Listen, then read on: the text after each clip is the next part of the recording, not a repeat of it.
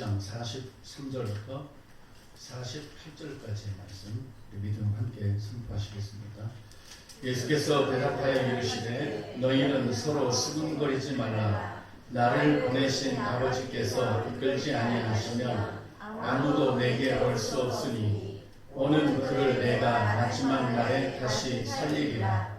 선지자의 글에 그들이 다 하나님의 가르치심을 받으리라 기록되었은즉 아버지께 듣고 배운 사람마다 내게로 오느니라. 이는 아버지를 본 자가 있다는 것이 아니니라. 오직 하나님에게서 온 자만 아버지를 보았느니라. 진실로 진실로 너희에게 이르노니 믿는 자는 영생을 가졌나니 내가 곧 생명의 떡이니라. 아멘.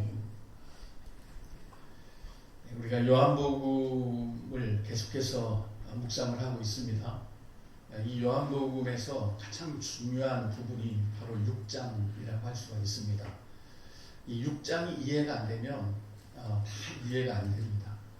그러나 6장이 이해가 되면 우리가 또 중요하다고 생각하는 요한복음 14장, 15장, 16장까지 다 이해가 됩니다. 그래서 이 요한복음의 이 6장을 이해하지 못했던 사람들은 예수님을 다 떠나갔죠. 자칭 제자라고 하는 이들이 이 요한복음 6장이 이해가 안 되니까 야 이거 예수님 믿는 거 어렵다. 그리고 많은 사람들이 떠나갔습니다. 그러니까 이 요한복음 6장을 우리가 얼마만큼 이해하느냐 또 이해를 못하느냐에 따라서 앞으로 주님 오실 그날까지 오직 믿음으로 살아갈 수 있느냐 아니면 또 중간에 도태될 수 있느냐 하는 것들이 결국 이 요한복음 6장이 갈라놓을 수도 있다라는 말씀을 드리고 싶습니다. 그래서 이 요한복음 6장을 여러분들도 계속해서 조금 반복적으로 읽어보시고 무엇을 예수께서 말씀하시려고 하셨는지를 명확하게 우리가 그 핵심을 붙잡고 그거 하나 보고 우리가 앞으로 신앙생활을 해야 됩니다. 구약의 이스라엘 백성들이 망한 이유는 뭡니까? 다른 거 많이 있지만 하나님에 대한 실증입니다. 어떻게 하나님에 대해서 실증을 느낄 수가 있겠느냐 하지만 사람은요 보고 듣고 또 뭐 그러지 않으면 금세 실증을 느낍니다. 하나님에 대한 그런 어떤 믿음의 그런 사건들이 있었을 때는 그래도 하나님을 잘 따랐어요. 만나 먹고 반석에서 물 나오는 거 먹고 또 요단강이 갈라지는 거 보고 여리고성 팍팍 무너지는 거 보고 일 때는 다 그들이 이 하나님에 대한 믿음을 가지고 잘 살았단 말입니다. 그런데 이제 어느 순간부터 이제 가나안 땅에 들어가면서부터 그 땅의 소산을 먹고 살아야 되고 또 가나안 땅에 있는 7 족속들을 또 직접 쫓아내야 되는 그런 상황들. 그런 가운데 하나님의 임재는 어느덧 부재로 느껴지는 그런 상황에서 이 가나안 이방 종교는 눈에 보이거든요. 바알을 섬기고 아세라를 섬기는 이런 부분들은 아주 눈에 혹 들어올 만큼 그렇게 보여지고 만져지고 하니까 그쪽으로 다 쏠린 겁니다. 하나님께 등을 돌리고 결국 이제 망하는 길로 갔지요. 예수께서도 도마에게 말씀하셨나요? 너가 두 눈으로 보지 않고도 믿어지는 것이 복이다라는 겁니다. 우리는 우리 육신의 눈으로 보고 믿는 것은 그건 믿음의 어떤 그 정당성이라 그럴까요? 누구든지 보면 믿는 것은 또 뭐 내게 어떤 좋은 일이 있으면 믿는 것은 당연한 거고 그렇지만 우리가 또 하나님을 믿고 주님 다시 오실 때까지 이 믿음의 길을 가는 데 있어서 꼭 하나님이 광야처럼 만나 내려주시고 뭐 메추라기 보내주셔서 가끔 고기도 먹게 하시고 반석에서 물이 나서 물 마시게 하시고 이런 식으로 우리를 인도하느냐 아니잖아요. 우리가 수요 예배 때 말씀을 들으신 분들은 하나님의 인도하심이라는 게 어떤 건가를 우리가 생각을 많이 하게 되어 있습니다. 그래서 지금도 보면 하나님의 부재의 시간처럼 보이죠. 바울의 그 행보를 보면 하나님 없잖아요. 맞을 것 다 맞고, 뭐 죽을 고비 다 넘기고, 감옥에 갇힐 것 갇히고, 뭐 배 타고 가다 배 부셔질 것 다 부셔지고, 하다못해 독사에게도 물리고, 이런 하나님의 부재라고 볼 수밖에 없는 그의 이 바울의 인생 가운데에도 보이지 않는 그런 하나님의 인도하심이 있다는 거죠. 그래서 앞으로는 그런 것 같아요. 이 믿음의 싸움, 세상은 이렇게 보여지고 만져지고 하는 쪽으로 점점 가고 있습니다. 그렇지만 우리의 영적인 믿음의 세계는 반대로 때로는 가야 돼요.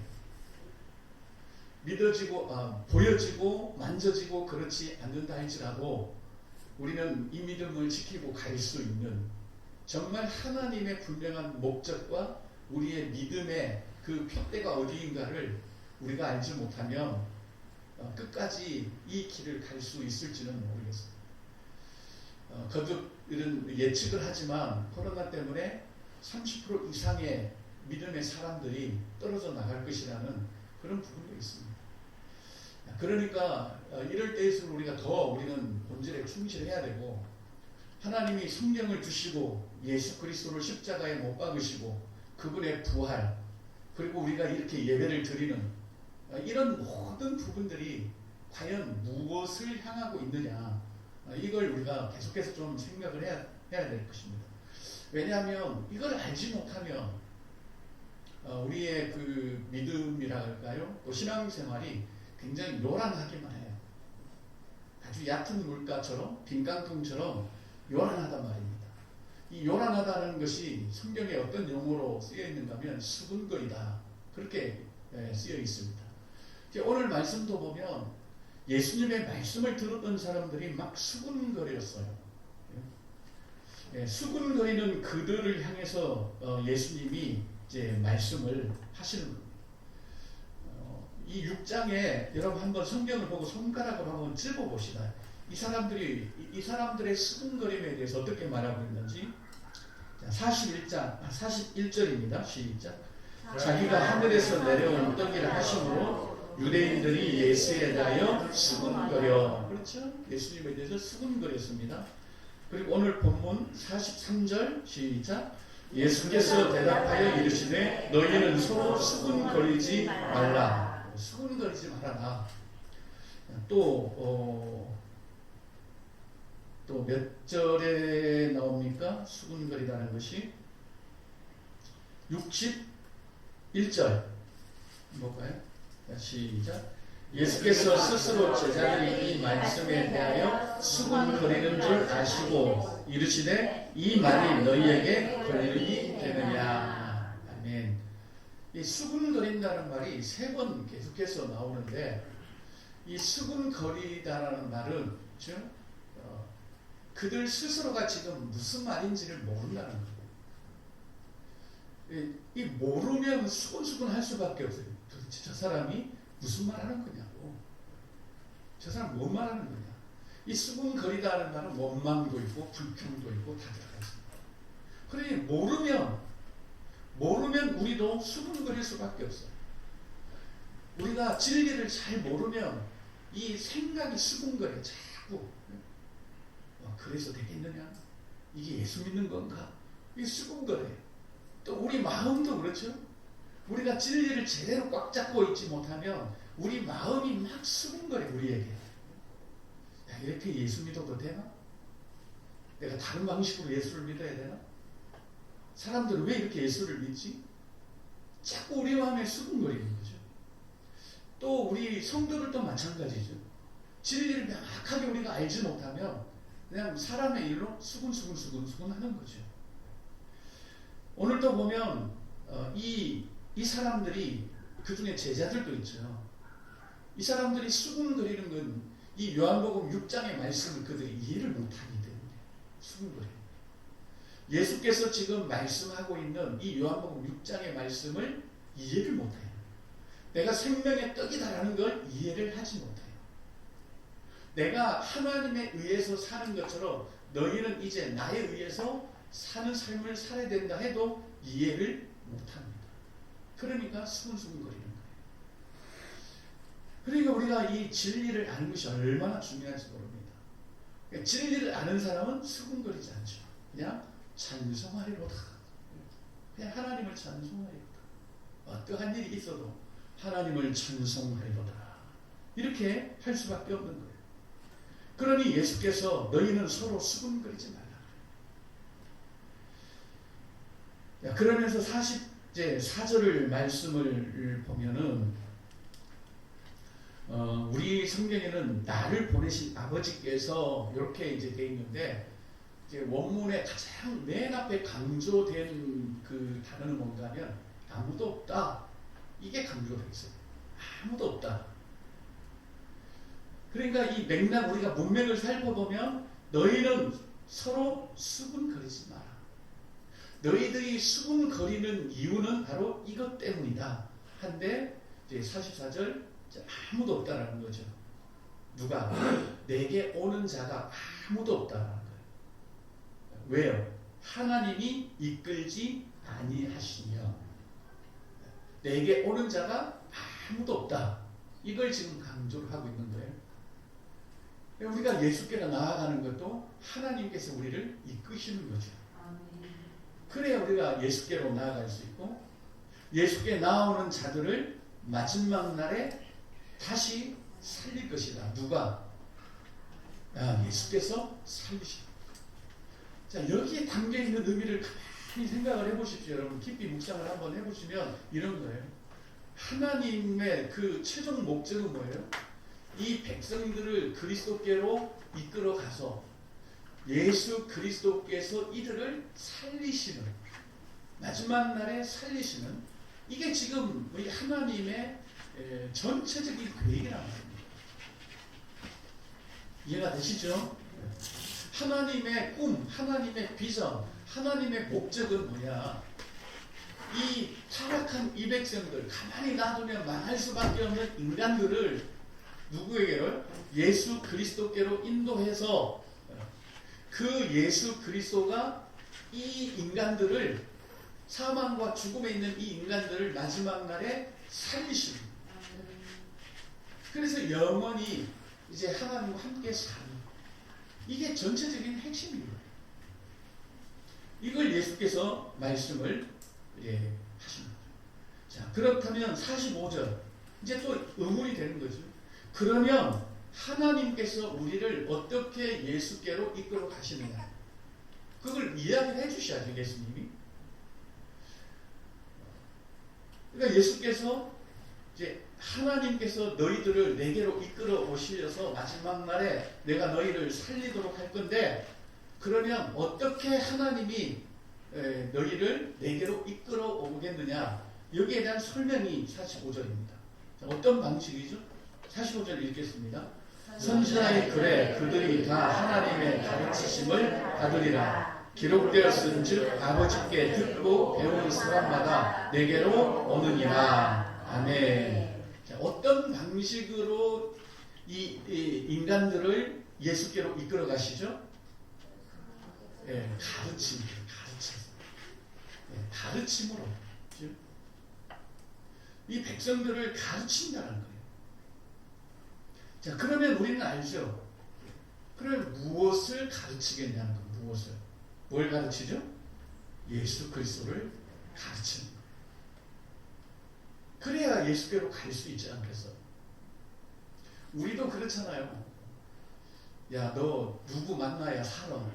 그러면 그 누군가에 대해서 우리가 이야기를 해줘야 되잖아요. 그 사람은 이렇고 이렇고 이렇고. 또 예를 들면 너 어느 병원 가면 살 수 있어. 그러놓고 땡 하면 안 되지 않습니까? 그 병원이 어디 있고 뭐 누가 의사고 어떻고 하는 것을 계속 말을 해줘야 돼요. 하나님도 마찬가지죠. 우리 타락한 인간을 결국은 예수 그리스도께로 보내어서, 예수 그리스도가 생명의 떡이니까, 그분이 생명이시니까 그분이 이 모든 남백성들을 다시 살려내도록 하기 위해서 계속 누구를 가르쳐요? 예수님을 가르친다. 그 예수를 계속해서 가르친 게 뭡니까? 구약의 역사라는 겁니다. 우리가 지난주 말씀에도 그렇죠. 이 만나 사건이 결국은 예수 그리스도를 가르치는 그런 사건이에요. 그리고 또 고린도 전서에 가보면 사도 바울도 그러죠.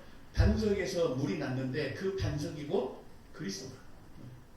그러니까 반석에서 물이 나서 백성들을 먹이면서도 하나님은 예수 그리스도를 가르치는 거예요. 계속해서. 계속해서. 그래, 거의 모든 사건들이 예수 그리스도를 가르쳐요. 왜냐하면 그분이 이제 이 땅에 세상에 오셨을 때 그분께로 나아가도록 하기 위해서 계속해서 가르친다라고 표현을 하고 있습니다. 그의 46절까지 이어지고 있습니다. 그 다음에 47절. 그러면 하나님이 예수 그리스도를 가르치셔서 예수께로 이제 나오면 뭐 어찌 되는데? 그를 믿는 자. 믿는 자. 그러면서 예수님은 다시 한번 이 믿음에 대해서 우리에게 설명을 하시죠. 그리고 믿음이라는 것은 내가 너 믿어? 꽉 믿어? 이게 아니라 가지는 것. 믿음은 철저하게 가지는 것. 자, 그래서 47절을 다시 한번 읽어보겠습니다.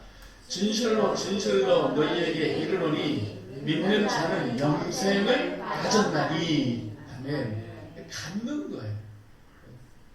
영생을 가졌다는 겁니다. 그 영생이 뭐예요? 영원히 사는 게 아니고 예수 그리스도. 그분을 갖는 것. 그게 믿는 자다라고 말씀을 하십니다. 그러니까 우리가 믿음이라는 거, 내가 믿는 것과 아니면 예수 그리스도를 가진 믿음은 달라요. 그런데 대부분 우리가 이제 어떤 방식으로 나가죠? 우리가 예수를 믿는 쪽의 믿음만을 계속 지금 강조해요. 그러니까 뭐 조금 잘못되면 너 예수를 믿는다 하면서도 그렇게 살면 되겠냐고. 모든 것이 그렇게 나. 내가 예수를 잘 믿어야 만사형통이 일어나고, 내가 예수에 대한 그 믿음을 꽉꽉 가지고 있어야 뭐 좋은 일도 일어나고, 또 반대는 뭐였죠? 안 좋은 일이 일어나면 내가 예수를 잘못 믿어서 그렇다. 그래서 예수를 믿는데 다시 한번 막 결심을 하고, 하나님 잘 믿겠습니다. 앞으로 나 정말 예수님 꽉꽉 잘 믿겠습니다.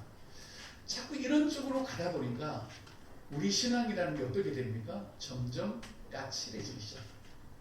그리고 예수를 믿는 사람들이 맛이 없어요. 맛이 없어요. 예수가 나타나는 게 아니라 자기의 어떤 의지가 나타나고, 자기 결심이 나타나고, 어떤 자기 결단이 나타나고. 그러다 보니까 이 예수를 믿는 사람들이 정말 멋이 없어요. 제가 못대가리라고는 말할 수 없고 어쨌든 멋이 없는 거예요. 그러니까 세상으로부터 점점 배척을 당하기 시작을 합니다.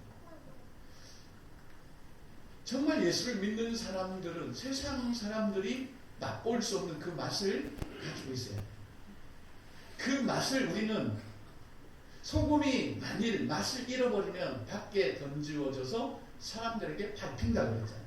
우리는 그 맛을 뭐라고 생각을 했어요? 막 이렇게 착한 일을 하고 이런 걸 맛으로 생각합니다. 그렇지만 진짜 우리 그리스도인의 맛은 착한 일이 아니라 뭐죠? 예수 그리스도인 거예요. 이 예수를 잃어버리면 결국 우리는 세상에 밟히게 돼 있다는 거죠. 근데 지금 점점 예수를 잃어가요. 성경을 우리가 정말 주의 깊게 바라보면서, 또 성경이 우리 믿음에 대해서 뭐라고 하는지 계속해서 성경은 뭐라 그래요? 그리스도 안에서. 그리스도 안에서. 내가 너희 안에, 너희가 내 안에. 계속 이것만 강조해요. 오늘 말씀도 믿는 자는 영생을 가졌다는 거죠. 여러분, 돈을 가진 사람과 안 가진 사람은 달라요. 돈을 안 가진 사람은 큰 소리는 쳐요. 큰 소리 치면서 빵빵 치면서 그래요. 그런데 그의 행동이나 이런 걸 보면 왠지 깊이가 없는 거죠. 그런데 돈을 가진 사람은 다르지요. 한마디를 해도 다른 거예요. 정말 우리가 예수 그리스도를 가진 사람과 그렇지 않은 사람. 저는 물론 우리가 다 그리스도가 우리 안에 계신다라고 또 믿고 있지만 여러분도 그렇게 다 믿고 있습니다. 그렇지만 그 예수가 내가 가졌다라고 하는 정도의 그런 실존이 되느냐.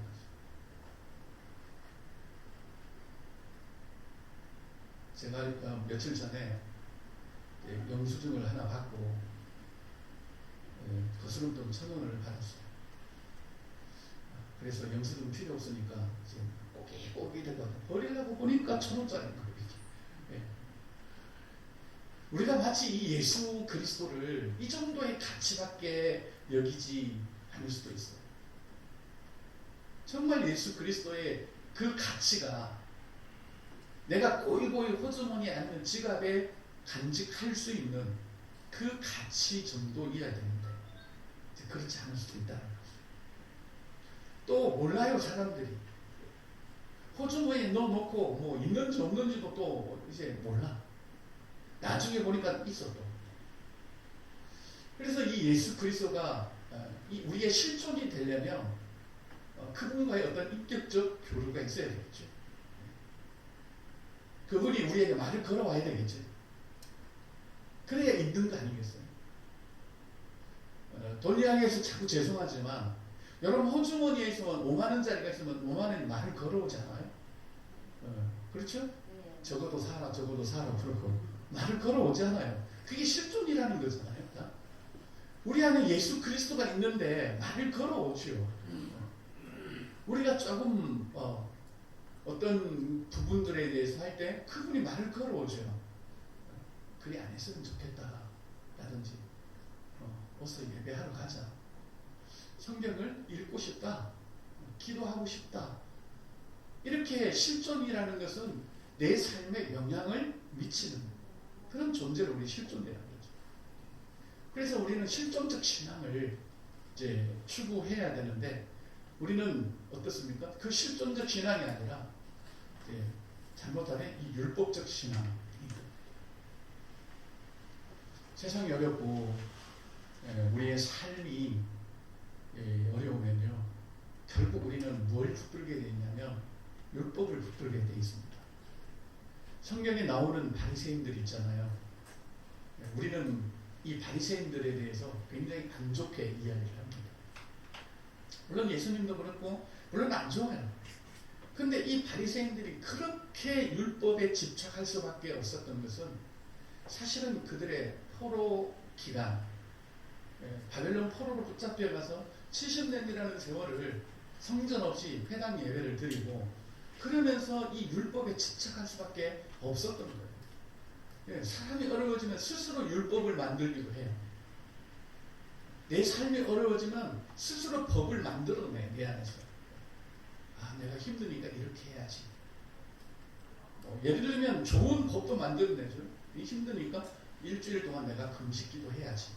이런 법도 만들어내고, 그런데 대부분 또 안 좋은 법을 많이 만들어낸다. 내가 교회 다니나 봐라. 이런 것도 법을 만들어내는 거예요. 그러니 힘들면 힘들수록 우리는 율법을 더 붙잡을 수밖에 없고, 그래서 이 바리새인들, 성경에 나오는 바리새인들을 우리가 그냥 100% 미워하지 말고 그래도 한 30%는 좀 이해를 해야 돼요. 이들이 그 포로 생활에서 지치고 힘들고 시편에 보면 그들의 그 삶이 고스란히 나오잖아요. 저는 찡해요. 우리가 바벨론 물가에서 한없이 울었다. 이제 그런 가운데서 그들이 정말 율법을 붙잡아야 살겠구나 하는, 그러니까 스스로 율법들을 많이 만들어 놓은 거예요. 안식일에 몇 킬로 가면 안 된다. 안식일에 일하면 안 되니까 무화과나무 열매를 10개 이상 들면 그건 일이고 10개 이하 들면 그건 일이 아니고, 그렇게 만들어 놓은 거예요. 옛날에 우리 신앙도 그랬잖아요. 12시 넘으면 밥 안 하고. 그러니까 지금 시대가 우리가 자칫 이 복음을 잃어버리고 또 율법으로 또 갈 수밖에 없는 그런 상황이 올 수도 있다는 거죠. 그런 때에 우리가 이 요한복음 6장의 말씀을 제대로 이해를 해야 되는 겁니다. 그래서 마지막 날에 우리를 예수께서 다시 살리는데 도대체 이 마지막 날이 어떤 날일까? 제가 이제 계속 이 단어가 쓰인 부분들을 찾아봤습니다. 수십 개가 이 단어가 쓰였는데 이제 데살로니가 전서에 이 단어가 이제 쓰였습니다. 아마 가장 우리가 이 단어를 이해하기 쉬운 부분이 아닐까 생각을 합니다. 그래서 우리 데살로니가 전서 4장 한번 좀 찾아보고 넘어가겠습니다. 우리가 이렇게 성경을 계속 찾아봐야 돼요. 그래야 이 성경이 우리 안에 이제 들어오기 시작을 합니다.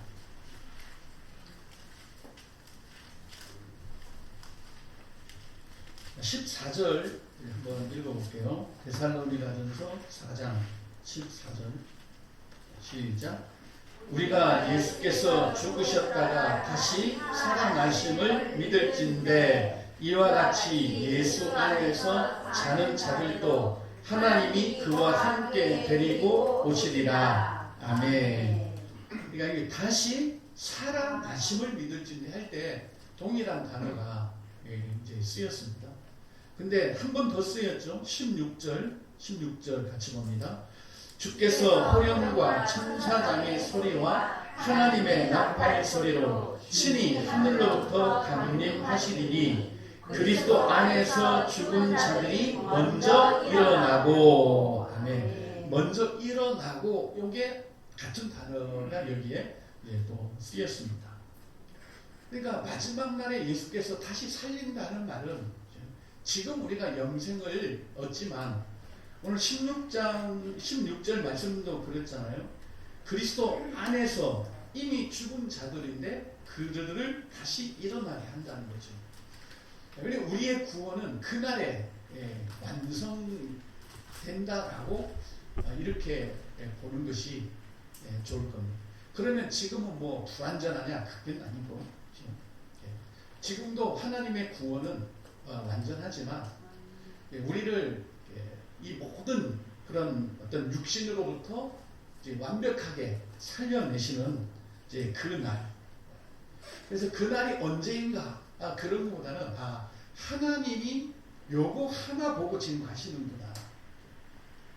그래서 우리를 틈만 나면 우리의 모든 인생에서 우리에게 누구를 가르쳐서 예수 그리스도를 가르쳐서 우리를 그리스도께로 자꾸 우리를 이끌어가는 거예요. 그래야 마지막 날에 예수 그리스도께서 우리를 다시 살려내는 이 하나님의 꿈의 완성, 이 계획의 완성이 바로 그리스도 안에 있기 때문에 계속해서 우리를 그리스도께로 인도해 가는 겁니다. 그렇게 본다면 구약에도 마찬가지고요. 구약의 모든 사건들도 홍해를 가르고 그 마른 땅을 지나는 것도 다 그리스도를 가르쳐주는 그런 내용들이거든요. 또 예수께서 이 땅에 오셨을 때도 하나님의 그런 능력으로 우리 집사님도 기도하셨지만 38년 된 병자를 치유하시는 이런 경우에도 이 예수가 누구인가를 하나님이 가르쳐주는 거잖아요. 그렇다면 지금은 어떻습니까? 지금 우리의 삶 속에서 일어나는 모든 일들, 그렇죠? 아침에도 우리가 잠깐 카톡방에서 묵상을 했었고, 어제도 이제 그런 예비적인 말씀들을 나누었지만, 심지어 우리 어떤 고난을 통해서도 우리에게 하나님은 예수 그리스도를 가르쳐 주는 거예요. 하나님은 우리가 이 땅에서 망하는 것 원치 않고, 또 이 땅에서 부자 되는 것 원치 않고, 우리가 고난 당하는 것 원치 않고, 아주 편안하게 사는 거 원치 않는다. 그 말은 뭐죠? 거기에 관심 있는 게 아니라 하나님의 관심은 우리에게 예수 그리스도를 계속해서 가르쳐 주십니다. 바울은 그것을 어떻게 표현하죠? 하나님이 내 속에 예수 그리스도를 나타내 주셨다라고 그렇게 표현합니다. 그러기에 바울이 그의 삶에 고난도 있고 죽음의 그런 위험도 있었지만 끝까지 그리스도께로 그는 갈 수가 있었던 거죠. 우리의 삶도 그렇다는 거죠. 우리가 때로는 억울한 일을 당하고 또 슬픈 일을 당하고 또 질병에 걸리기도 하고 어떤 사람은 막 죽을 병에서 다 나아가고 펄쩍펄쩍 뛰어다니는데 어떤 사람은 죽을 병도 아닌데 시름시름 앓다가 죽는 경우도 있어요. 제 동기가 그랬다 그랬잖아요. 바로 전날까지 저하고 통화하면서 열이 좀 있는데 열이 좀 안 떨어지네 일주일 됐는데 그 다음날 현대 아산병원에 가서 그 다음날 그냥 소천하셔. 여러분 우리가 기도하면 모든 병을 우리가 다 낫게 해주고 기도하면 문제가 풀어지고 그렇게 하신다면 왜 누구의 기도는 들어주고 누구의 기도는 또 안 들어주고 그래? 이제 그렇게 가다 보니까 누구는 기도를 30일 했네 누구는 20일 했네 자꾸 이제 인간의 공로로 가고 여러분 간증하는 분들을 들어보십시오. 내가 이렇게 했더니 하나님 응답하셨다. 다 이쪽이잖아요. 그러니 여러분도 이렇게 하십시오잖아요. 정말 하나님이 뭘 원하시는지 하나님이 내 인생 속에서 무슨 일을 행하시려고 하시는지 그게 아니고 나와 같은 문제를 가진 사람들은 나와 같은 방식으로 해보십시오. 그러면 여러분들도 동일하게 하나님이 응답하실 겁니다 라고 하기 때문에 하나님에 대한 실망감입니다. 왜요? 나는 안 되거든요. 왜 안 되죠? 내 정성이 부족한가요? 아니면 하나님이 특별히 기도 응답해 주시는 기간이 있나요? 그러면 하나님이 우리의 기도를 들어주시는 매뉴얼이 있습니까? 아닙니다. 그러면 왜 내 기도는 안 들어줘요? 저는 그렇게 봐요. 나는 하나님이 다른 방식으로 내게 예수를 가르치셔서 내가 주님께로 갈 수 있도록 그렇게 각자마다 다 다르다고 저는 보는 겁니다. 저는 다른 게 아니에요. 저는 이 말씀을 통해서 저는 예수 그리스도를 가르침을 받아요. 계속해서. 어떤 분은 기도를 통해서 예수 그리스도에 대한 가르침을 받습니다. 그런 분들은 기도하면 응답이 또 잘 되기도 하고 그래요. 그래서 내가 예수의 이름으로 기도했더니 내가 나았네. 지금은 내가 예수 이름으로 기도해서 나았지만 이제 내가 산다면 그분 전적으로 그분에 의해서 내가 살아가는 삶이 되겠구나 라고 그렇게 가르쳐요. 어떤 분은 하나님께서 물질로 가르치시죠. 물질 많다고 해서 다 배우는 건 아니에요. 하나님이 저도 물질로 좀 가르쳐 줬으면 좋겠어요. 물질 많이 주시면 저 잘 배울 수 있을 것 같은데. 근데 그건 우리가 선택할 수 있는 건 아니죠. 또 어떤 사람은 진짜 억울한 일을 당함으로 인해서 예수를 배우는 경우도 있습니다. 그러니까 하나님이 우리를 이렇게 그리스도를 가르치시는 방식들이 다 다릅니다. 하나님의 목적은 그겁니다. 우리가 이 땅에서 어떤 모습으로 사느냐 그게 아니에요. 그러니까 우리는 뭐예요? 자랑할 게 있어요 없어요? 아무것도 없어요. 건강하다고 자랑하겠습니까? 가난하다고 뭐 비관하겠습니까? 내가 기도 응답 받았다고 자랑할 거예요? 내가 기도했더니 뭐 아이들 이빨이 빠졌더라 그 자랑할 거예요? 아니잖아요. 아무것도 우리는 자랑할 거 없고 내가 오직 자랑할 수 있는 분은 예수 그리스도. 그래서 바울이 그 고백한 거예요. 내가 십자가와 그의 십자가에 못 박힌 것 외에는 자랑할 것이 하나도 없다는 거죠. 자랑할 것이. 그거 자랑한 거예요. 그래서 앞으로 이 예수 그리스도를 자랑하는 것 외에 딴 거 자랑하면 수근거리지 마세요. 그렇게 하세요. 그러면 수근거리지 마세요. 정말 우리가 믿음의 그런 본질, 하나님 지금 우리의 삶을 어떻게 이렇게 이끌고 가시는지 그 부분을 우리가 분명히 이제 안다면 우리의 삶이 좀 내 마음에 안 들어도 그래도 한 걸음 갈 수 있잖아. 아멘. 한 걸음 갈 수 있고. 내가 지금 이렇게 힘들지만 이 힘든 과정을 통해서 하나님이 내게 어떤 예수를 가르쳐 주실까? 이사야가 이미 예언한 바예요. 그래서 나로 하여금 그리스도를 더 풍성히 또 누리고 마지막 날에 나를 살리시는 이 은혜와 영광에 우리가 동참할 수 있도록 하시는 겁니다. 하나님 관심 없는 거 자꾸 우리가 수군거려 갖고 하나님은 이런 부분에 관심 있는 것처럼 그렇게 오해를 불러일으키면 안 돼요. 그래서 이 요한복음의 이 말씀을 우리가 진짜 이거 이해가 돼야 돼요. 그리고 우리 믿음이 확실하게 여기 가 있어요. 아, 하나님이 이걸 위해서 지금 계속해서 역사하시는구나. 지난주 말씀하고 좀 순서는 바뀌었지만 그렇게 해서 결국은 우리가 이 요한복음 6장의 말씀을 깨닫지 못하면 어떻게 된다고요? 다 66절 요한복음 6장 66절 보겠습니다. 시작. 그때부터 그의 제자 중에서 많은 사람이 떠나가고 다시 그와 함께 다니지 아니하더라. 아멘. 제자 중에서 그냥 떡 먹으러 따라다니는 사람이 아니라 제자 중에서 많은 사람이 떠나갔고 다시 그와 함께 다니지 아니하였습니다. 왜요? 이 6장의 말씀이 이해가 안 되는 거죠. 그러니 특별히 지금 이 코로나 때문에 어렵고 힘든 이런 상황에서 자칫 잘못하면 우리가 기회주의자 또 요행을 바라는 이런 신앙으로 흘러버릴 가능성이 있는데 저는 지금 시간이 오히려 우리의 믿음을 다시 재점검해보는 그런 시간이 저는 될 거라고 생각을 해요.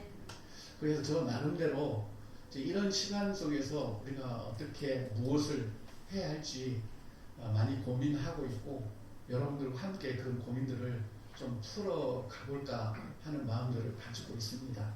어쨌든 여러분들도 그런 마음을 가지시고 이 코로나 때문에 우리의 신앙이 와해되지 않고 더 군더더기는 군사는 다 빠지고 정말 핵심을 우리가 붙들고 갈 수 있는 그런 은혜가 있기를 예수님의 이름으로 간절히 기도합니다. 아멘.